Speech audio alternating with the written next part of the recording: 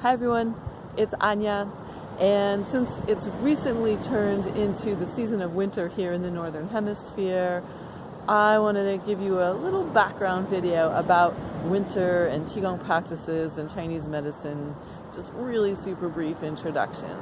So winter is associated with the organ of the kidneys, and the kidneys love things that are dark blue or black, like the depths of the ocean.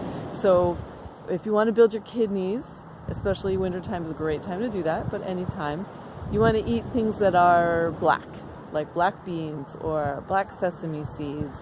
And they love things that are from the ocean, so things like seaweeds, which are often also black, and also fish and seafood. And unprocessed sea salt is great for the kidneys, believe it or not. We're told that salt is really bad for us, but that's not always the case. So another thing about the kidneys is they love just even being by the ocean. I'm actually here by the ocean right now. It's kind of cool, so I'm wearing a jacket. But walking in the ocean or immersing your body in the ocean is really great for the kidneys.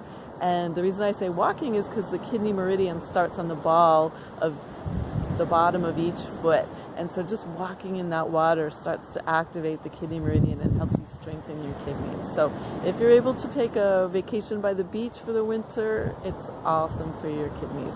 Anyway, that's a little background information. I'll be having some more videos about some actual Qigong practices that you can do to build up kidney health. All right, see you in another video.